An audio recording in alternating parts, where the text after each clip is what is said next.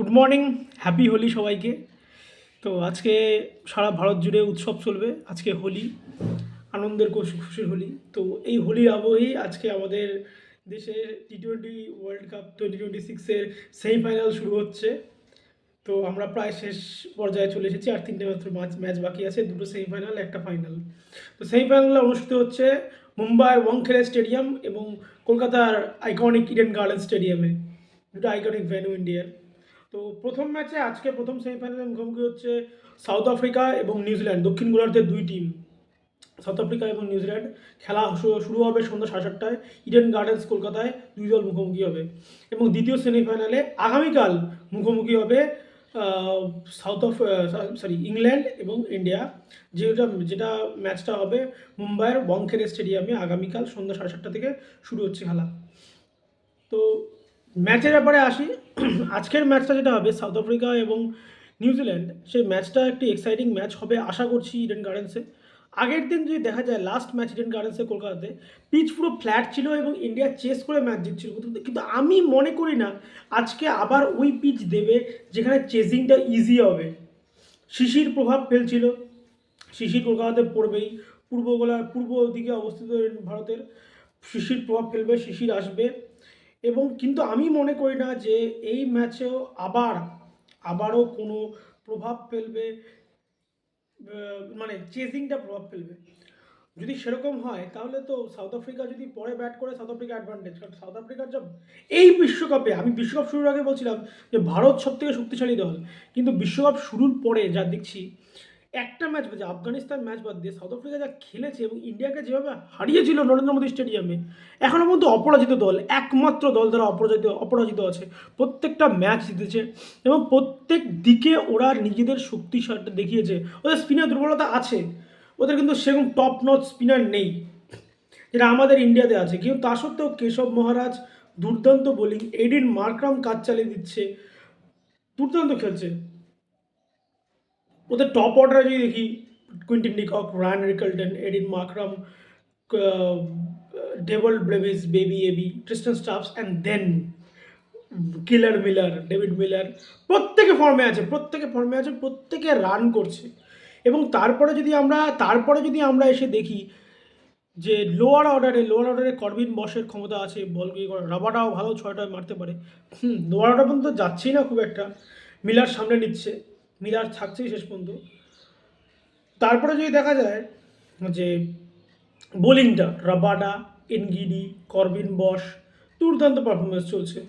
তো overall south Africa একটা দুর্দান্ত টিম, দুর্দান্ত খেলবে। আরও যারা আছে তাদের সম্পর্কে বলতে না বললেই নয়। তারা হচ্ছে মার্কো ইয়ানসেন লোয়ার অর্ডারে দুর্দান্ত ব্যাটিং করে এবং সাথে ওর বোলিংটাও দুর্দান্ত। মার্কো ইয়ানসেনের বোলিংকে বলে যাবে না, লেফট আর্ম পেস, বলকে বাইরে নিয়ে যায় ফাস্ট ইয়েদের ক্ষেত্রে, বলকে রাইট হ্যান্ডারদেরকে বল বাইরেও নিয়ে যেতে পারে, ভেতরেও আনতে পারে। দুর্দান্ত batsman, bowler, utility player Marco Jansen. হ্যাঁ, এটা হলো সাউথ আফ্রিকা। এবার নিউজিল্যান্ডের ক্ষেত্রে আসি। আমি মনে করি যদি নিউজিল্যান্ড চেস করে, নিউজিল্যান্ড আটকাবে, কারণ নিউজিল্যান্ডের টপ শক্তিশালী। Finn Allen, Tim Seifert, best opening player, one of the best, মানে on paper one of the best. কিন্তু কাজে কর্মে কিন্তু এখনও খুব একটা যে বেস্ট কাজ করেছে ফিল অ্যালেন এবং টিম সেইফার্ট, সেটা কিন্তু বলবো না। তো সেদিকে যদি তাকাই, এদিকে দুর্বলতা আছে। তারপর রাচিন রবীন্দ্র, গ্লেন ফিলিপস আছে। গ্লেন ফিলিপস কিন্তু কী করতে পারে সেটা সবাই জানে, দুর্দান্ত ফিল্ডার, দুর্দান্ত বোলার, দুর্দান্ত ব্যাটসম্যান। কী পারে না গ্লেন ফিলিপস সেটা প্রশ্ন। রাচিন রবীন্দ্র বোলিংটা ভালো করছে, ব্যাটিংও ভালো। ড্যারেল মিচেল এখনও পর্যন্ত চলেনি সেরকম, সেটা নিয়ে করছি না, কিন্তু বোলিংয়ে ওদের দুর্দান্ত আছে। ঈশ্বরদী, লকি ফার্গুসন, জিমি নিশম, প্রত্যেকে ভালো বলছে। কাইল জেমিসন এখনও খেলেনি, খেলছে না, ওরা ডাফিও চলছে না খুব একটা। তো আশা করছি এরা চলবে ভালো। ব্যাকগ্রাউন্ডটা চেঞ্জ করতে হলো, তার কারণ পাশের বাড়িতে অনুষ্ঠান চলছে, গান বাজছে, শোনা যাচ্ছে হয়তো। তো ওখানে যেখানে বসে বানিয়ে ভিডিও, সেখানে বানানো যাবে না, সেখানে আরও বেশি আওয়াজ। তো এবার যেটা হচ্ছে সেকেন্ড ম্যাচ, কালকে যেটা হবে second semifinal, India versus England. এই নিয়ে পরপর তিনবার ইন্ডিয়া ভার্সেস ইংল্যান্ড হয়ে গেলো, মানে ওয়ার্ল্ড কাপের Real Madrid versus Manchester city হয়ে গেছে। এই নিয়ে 3বার হয়ে গেল। তো কালকের ম্যাচ হবে ওয়াংখেড়ে স্টেডিয়ামে। 2016 সালে যখন ওয়ার্ল্ড কাপ হয়েছিল ইন্ডিয়াতে, তখনও ওয়াংখেড়ে স্টেডিয়ামে ইন্ডিয়া হেরেছিল ওয়েস্ট ইন্ডিজের কাছে। এবার ইংল্যান্ডের সামনে ইংল্যান্ডে কিছু ব্যাপার বলা যায়। ইংল্যান্ড কিন্তু খুবই আনপ্রেডিক্টেবল খেলতেছে। ইংল্যান্ডের ব্যাটিং পাওয়ার দুর্দান্ত। ফিল সল্ট, জস বাটলার যে কোনো টিমকে ডিস্ট্রয় করে রাখার করে দেওয়ার ক্ষমতা রাখে, কিন্তু জস বাটলার চলছে না। লাস্ট 4-5টা ইনিংস প্রত্যেকেই ও সিঙ্গেল ডিজিট আউট হচ্ছে, জস দ্য বস বাটলার। কিন্তু এই ম্যাচেও নামবে মুম্বাইতে। মুম্বাইয়ে এক সময় ও আইপিএল খেলেছে মুম্বাই ইন্ডিয়ান্সের হয়ে, সুতরাং এক্সপিরিয়েন্স থাকবে। এবার পিচ কীরকম হবে সেটা আমি জানি না। প্রথম ম্যাচে যখন ইউএসএর এগেনস্টে ইন্ডিয়া খেলেছিল, এইখানে ইন্ডিয়া কিন্তু আটকে ছিল, একটু পিচ একটু বল গ্রিপ করেছিল, আটকে ছিল, যদিও ম্যাচ বের করে নিয়েছিল কিন্তু পিচ আটকে গ্রিপ হয়েছিল বল। তো আমি একটা নিউজে শুনলাম, আমি সত্যতা যাচাই করিনি, একটা নিউজে জাস্ট শুনলাম যে গৌতম গম্ভীরের সাথে পিচ কিউরেটারের একটু তর্ক বিতর্ক, হালকা একটু মানে মন কষাকষি হয়েছে। গৌতম গম্ভীর হয়তো ব্যাটিং ফ্রেন্ডলি পিচ চেয়েছিল বা অন্য কিছু হতে পারে, আমি জানি না, সত্যতা জানি না এটা। তো সেটা আমি বলছি না, রিসার্চ করছি না যে আমি পিচকে যাচ্ছি। আমি আবার বলছি, মুম্বাই চেজিং রাউন্ড, আইপিএলে প্রত্যেকটা ম্যাচে চেজিং করে দিচ্ছে, কিন্তু world cup different ball game, pitch different play করবে, কীরকম প্লে করবে আমি জানি না, কীরকম পিচ দেবে জানি না আমি, সেটা যখন পিচ রিপোর্ট আসবে তখন জানা যাবে। এবার যেটা হচ্ছে মেন কথা, ইন্ডিয়ার ব্যাটিংয়ে প্রবলেম, ব্যাটিংয়ের থেকে ইন্ডিয়ার প্রবলেম বেশি ফিল্ডিংয়ে। ইন্ডিয়ার সব থেকে বাজে ক্যাচ এফিসিয়েন্সি আছে 72%, 72.7% ক্যাচিং এফিসিয়েন্সি। 10 নম্বরে আছে ইন্ডিয়া, যতগুলো টেস্ট প্লেয়িং নেশন আছে তার মধ্যে 10 নম্বরে, ইংল্যান্ড 1 নম্বরে আছে। মানে ইন্ডিয়া যদি 10টা ক্যাচ ওঠে তার মধ্যে আমাদের 7টা ধরে, এবং ইংল্যান্ড সেখানে 10টা ক্যাচের মধ্যে 8.5টা ধরে। বুঝতে পারছেন তো ডিফারেন্সটা হিউজ এরকম লেভেলে। আগের দিন ম্যাচেও অভিষেক শর্মা 2টো ক্যাচ মিস করেছে, একাই 2টো ক্যাচ মিস করেছে, এবং এটা খুব ইম্পর্টেন্ট এরকম ম্যাচে, কারণ অপোনেন্ট টিমে Buttler, Phil Salt, Jacob Bethell, Harry Brook এদের মতো প্লেয়ার আছে, এবং উইল জ্যাক্সকে ভুললে চলবে না। উইল জ্যাক্স কিন্তু এবারে এমবিবি, চারটা ম্যান অফ দ্য ম্যাচ জিতে গেছে।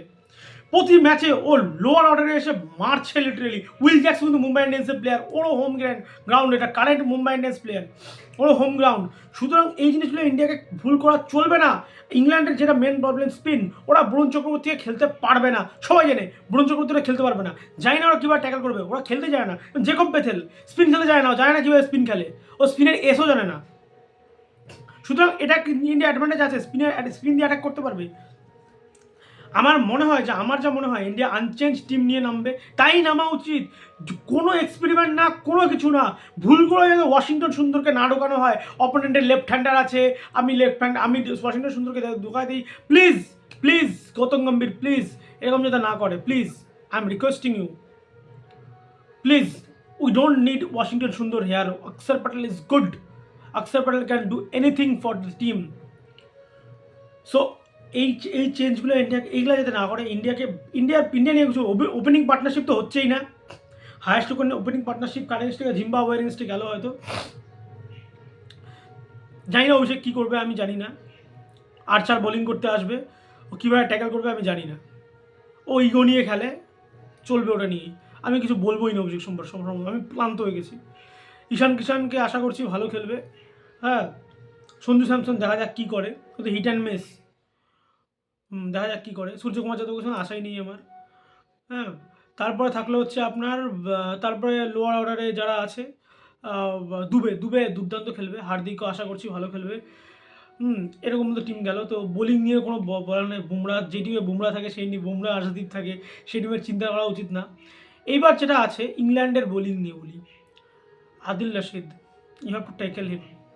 White baller one of the best, probably one of the most underrated bowler হচ্ছে আদিল রশিদকে যাতে স্লাইটলি যাতে কেউ না নেয়, হ্যাঁ। আর ওদের টিমের একটা প্লেয়ারকে আমার খুব বিয়ে লাগছে, সেটা হচ্ছে স্যাম কারান। এই প্লেয়ারটা যদি ভালো খেলা দেয় না, যে কোনো টিমকে আটকে দিতে পারবে, এর মধ্যে সেই ক্ষমতা আছে, পোটেনশিয়াল আছে। তো একটা ব্লকবাস্টার এনকাউন্টারের অপেক্ষা আমি কালকে করছি, আজকেও করছি, দুদিনই ম্যাচ দেখবো। জানি না কী রেজাল্ট হবে, কে জিতবে না জিতবে সেটা পরের ব্যাপার। তো দুদিনই ভালো ম্যাচের অপেক্ষা করছি, দেখা যাক কী হয়, দেখা হবে।